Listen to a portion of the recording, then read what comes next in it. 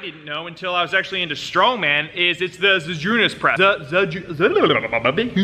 Žydrūnas press, and that is named after Žydrūnas Savickas, who is one of the strongest men on the planet. Now, he's got like a log press of almost 500 pounds. That's insane, so I'm pretty sure he's up to something. And it's such a core movement as well as a anterior shoulder and upper back. If you're a beginner, you probably shouldn't be doing this movement, okay? And if you do, you wanna really scale it back, super light, just get used to it. It's important before you do the Z press to make sure that if you have any hamstrings, psoas, hip flexor problems, that you stretch them out, okay?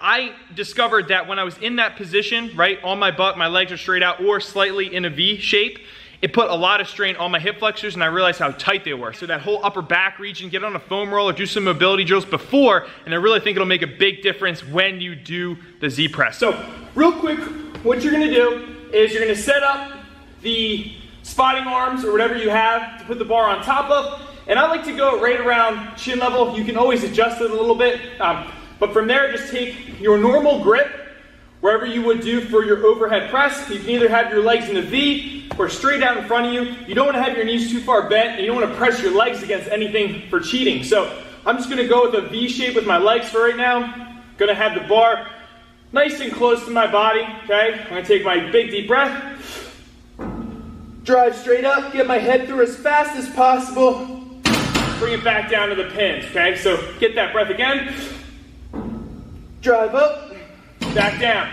Now what I'm trying to do is drive my head through as fast as possible, like I said, but I'm also setting my lats and really rooting my body down and using my core in a strong brace here, okay? So you can definitely feel it in your hip flexors, you're gonna feel it in your abs as well, and mostly just all across that posterior chain and the upper back. You got the anterior delts going as well, so it's a great overall movement. So from here, show you a couple more.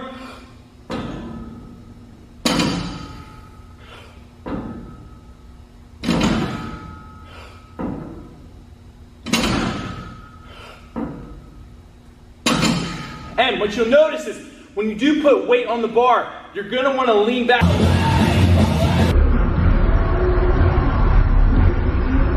and fall back. So that's the biggest thing you're going to be fighting in this movement, is not falling back and looking like an idiot or dying in the gym. So make sure you really root down, okay? The core is braced. If you have any hip flexors or lumbar or hamstring issues, you're going to want to straighten them out prior to doing this, because you will feel it. My hip flexors are a problem issue right now. That's what I felt the most, so I know I need to pay attention to that. It will also show you your weak points, okay? Whether it's going to be your upper back that's going to start fatiguing, it's your shoulders, something. So it's a great tool to use to really see what is happening with your overhead press position and getting as strong as possible. All right, guys, so just to recap, I would use this movement if you are an intermediate or an advanced lifter.